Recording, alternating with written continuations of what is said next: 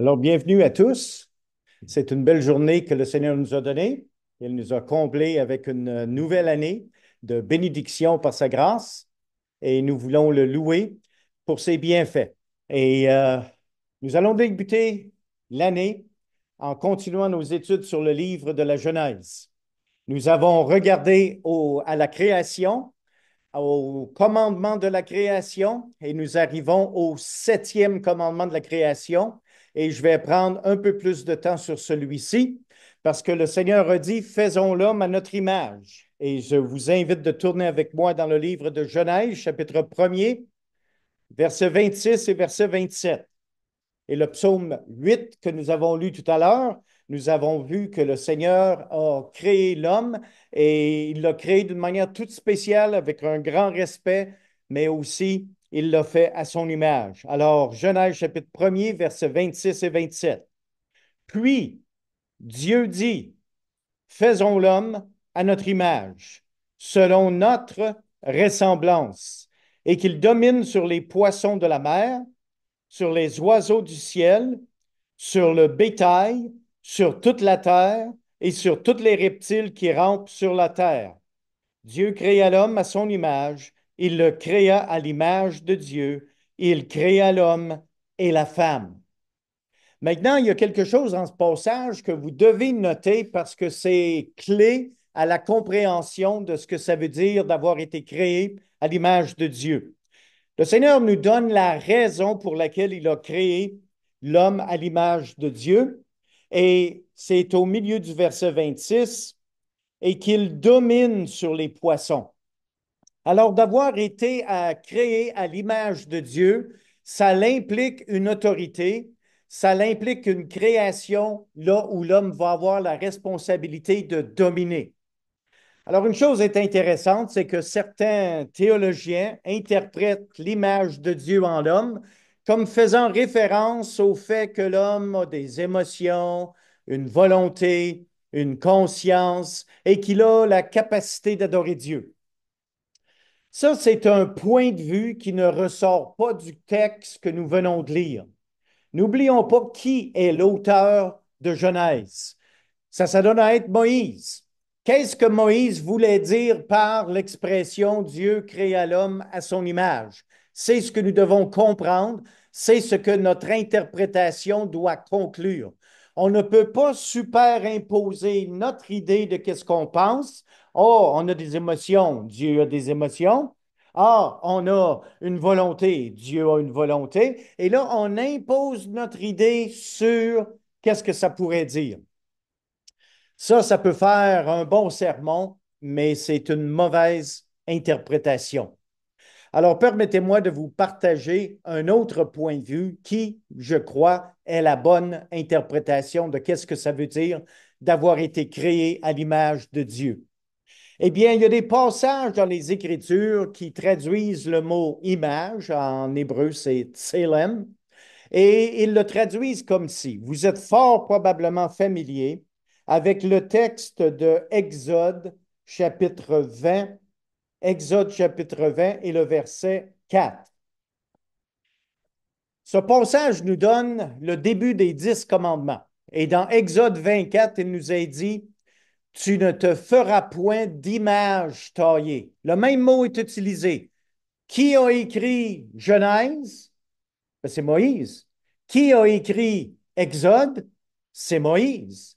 Alors, quelle que soit l'interprétation que nous donnons à image taillée dans Exode, ça doit convenir à la même interprétation dans Genèse, chapitre 1er, versets 26 et 27.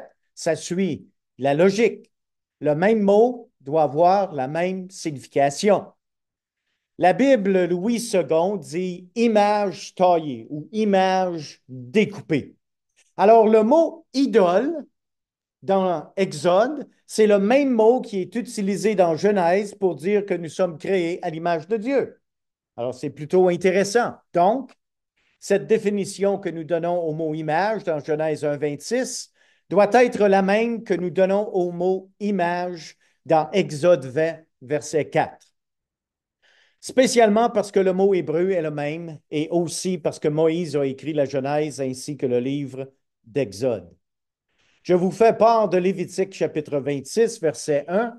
Vous ne vous ferez point d'idole, vous ne vous élèverez ni image taillée, ni statue. Alors Dieu a condamné, il nous a fait à son image, mais il nous a condamnés à faire des images taillées d'une représentation comme un animal, comme la lune, comme le soleil, comme une étoile, que nous supplions, adorons et prions. Alors, c'est ce qui est condamné ici. Je vous donne une petite illustration. J'ai confisqué les petits ciseaux de mes petits-enfants. Et je vais faire quelque chose pour illustrer le point ici.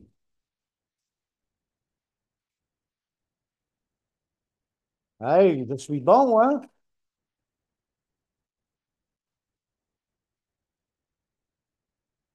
Je suis en train de tailler, de sculpter.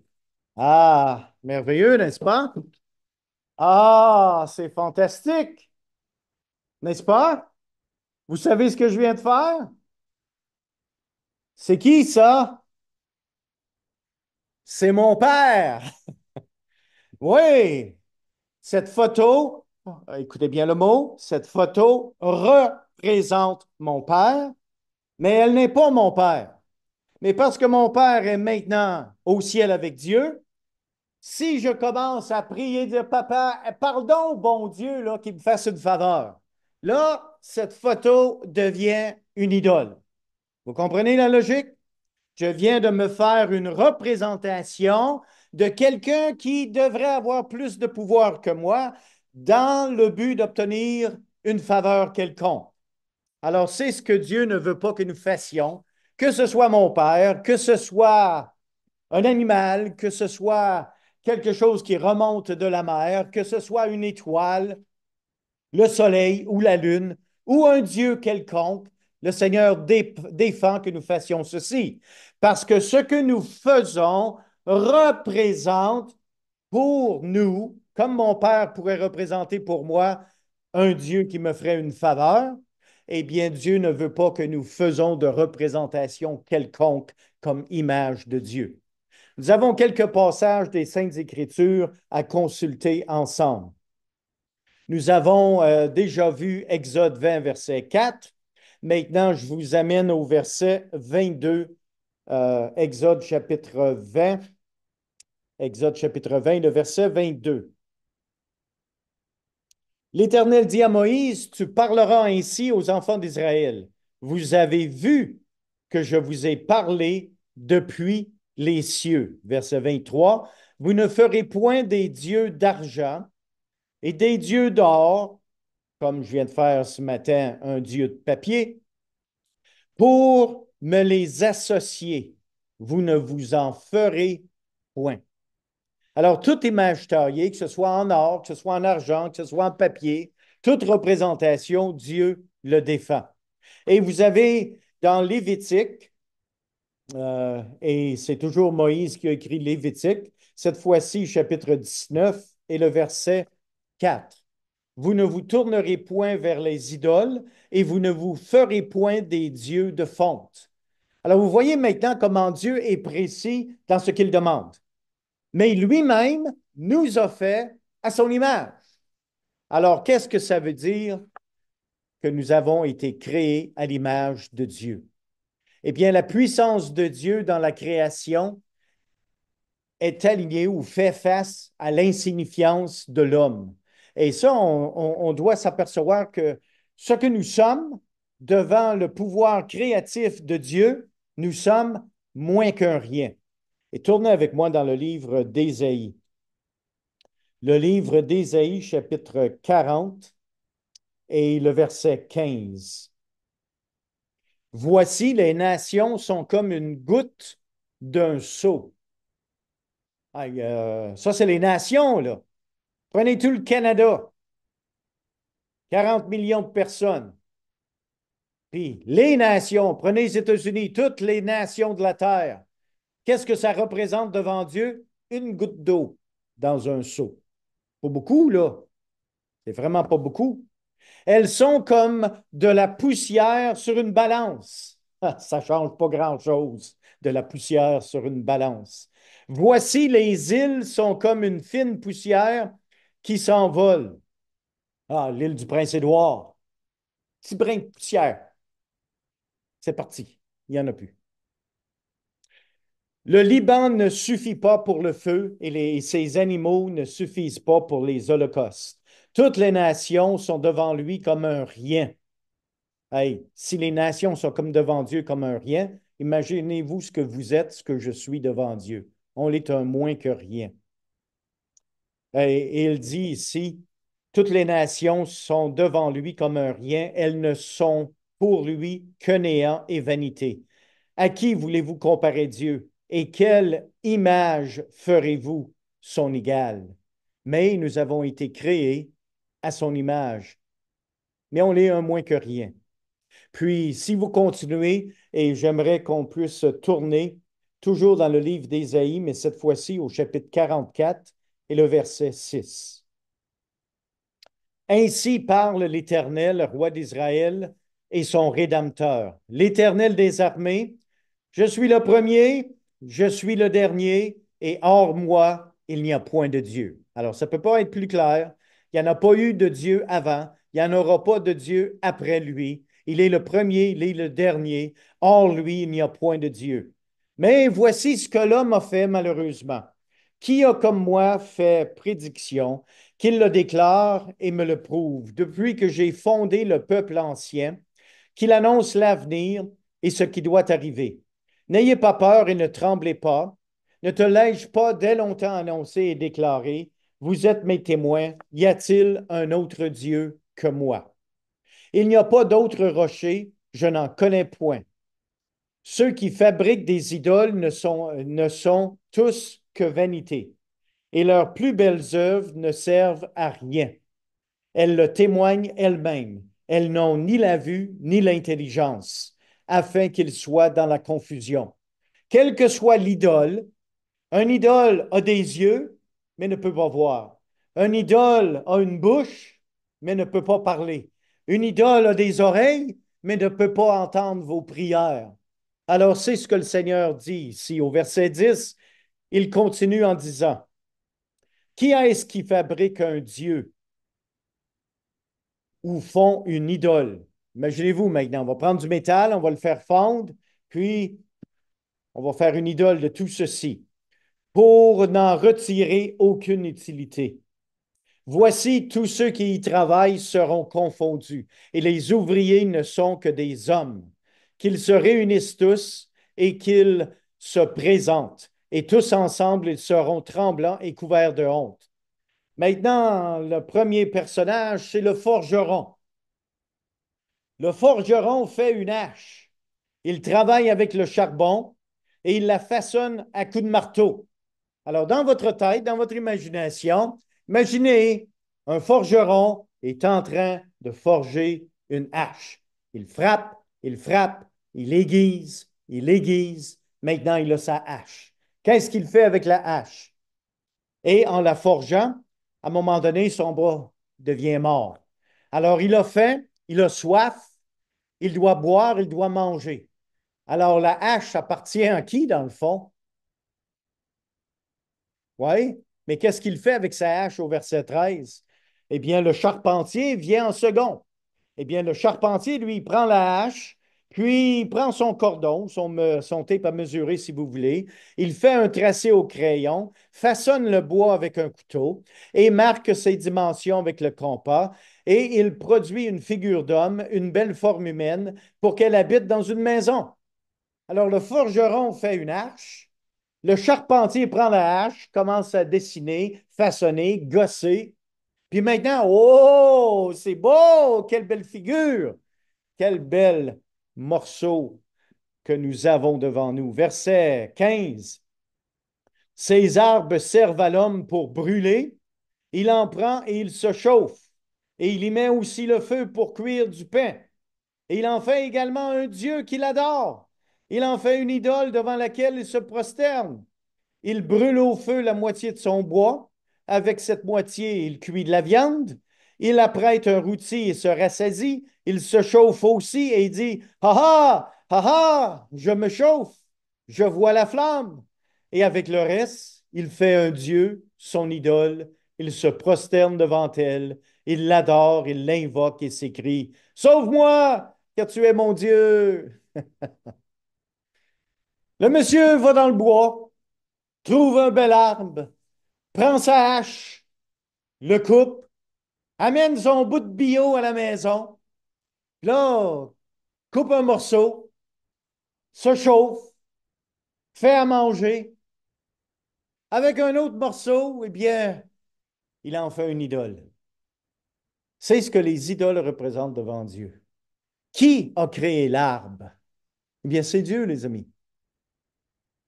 Mais l'homme, à cause de son péché, veut toujours faire une représentation d'un Dieu parce qu'il peut le manipuler en le créant, le façonner à sa vision. Alors, il est clair que le mot image en hébreu, qui est tselem, ce qui veut dire voiler, une illusion ou une ressemblance. Ça, c'est un mot-clé. Une ressemblance qui était dans le but d'être un représentant.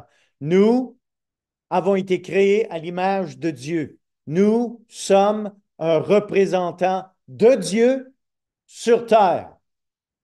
L'homme, lui, à cause de sa nature pécheresse, veut faire une représentation d'un Dieu qu'il veut adorer, autre que le Dieu créateur du ciel et de la terre. Donc, l'homme fut créé pour être le représentant de Dieu sur la terre. Il est important de noter que historiquement, à l'époque de Moïse, un roi conquérant exerçait son pouvoir sur la ville conquise en laissant son image dans le centre de la ville pour le représenter. Et ça, c'est important parce qu'il voulait avoir une représentation auprès du peuple conquis. L'image du roi représentait l'autorité de ce roi pour les gens qui avaient été conquis. Alors, un certain roi part avec son armée, arrive dans un village et il conquit le village. Maintenant, c'est lui qui a le pouvoir sur le village. Mais parce que le roi veut retourner dans son pays, il fait une image qu'il plante au centre de la ville et dit, n'oubliez pas, les gars, vous devez me payer un talent. Lui, il part, s'en retourne, mais l'image reste là comme représentant du roi qui les a conquis. Alors, le mot idole veut dire représentant. Voilà pourquoi la vie humaine est si sacrée, parce que chaque être humain est un représentant du vrai Dieu.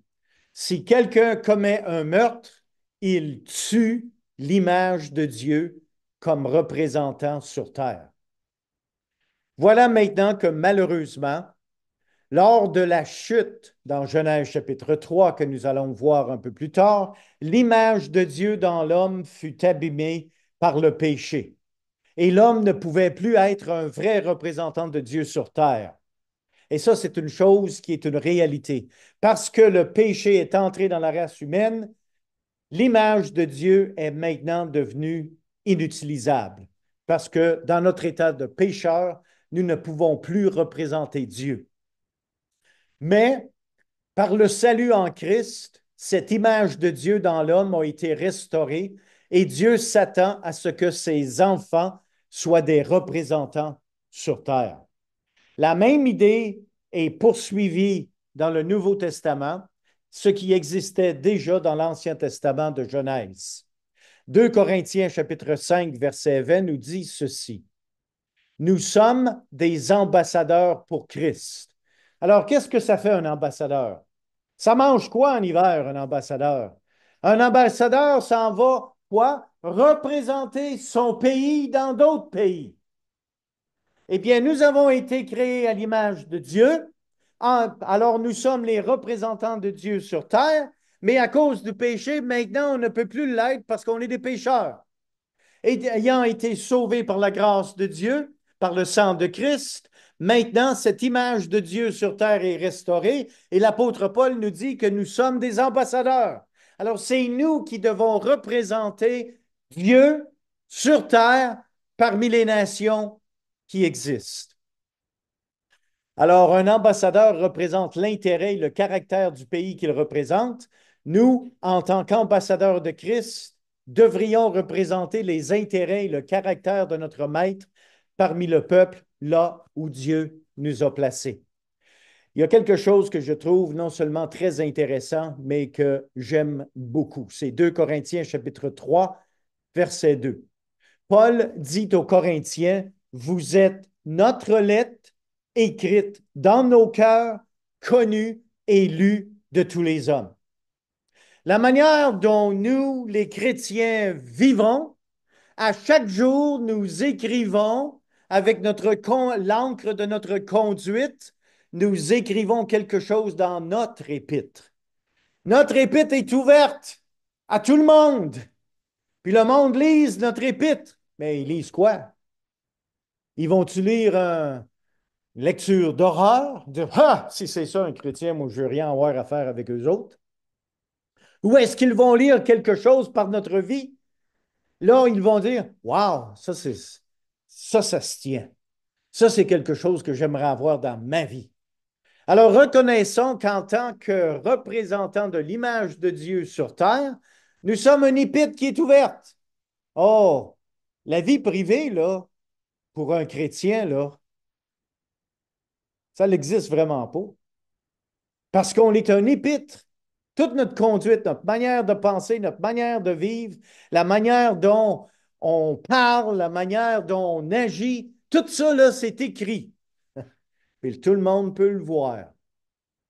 Est-ce qu'il y a certaines pages dans notre épître que nous avons honte, qu'on aimerait mieux n'aient jamais été écrites? Eh bien, l'apôtre Paul dit, vous êtes notre lettre écrite dans nos cœurs, connue et lue de tous les hommes. Ça me rappelle un peu quand j'ai déménagé dans notre nouvelle maison.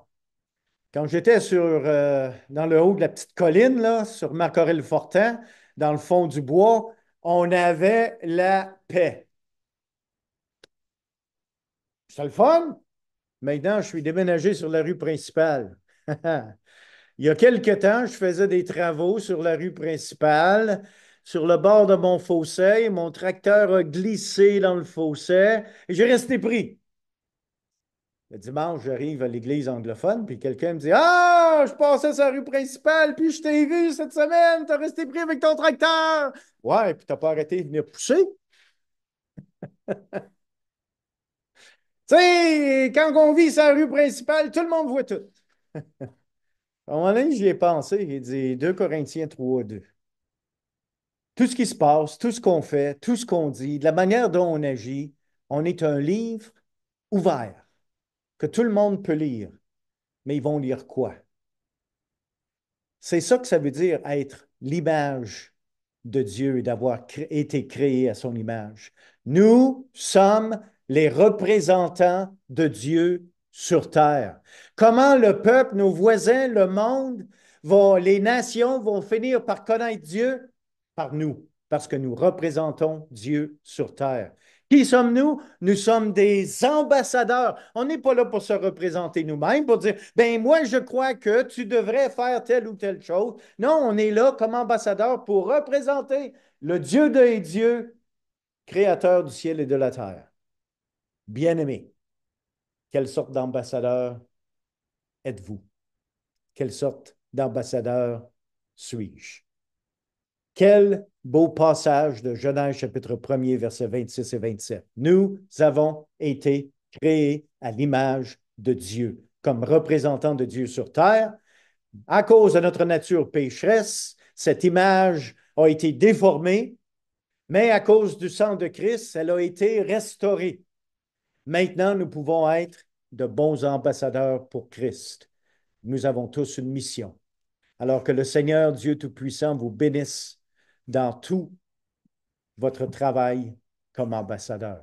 Soyez donc bénis.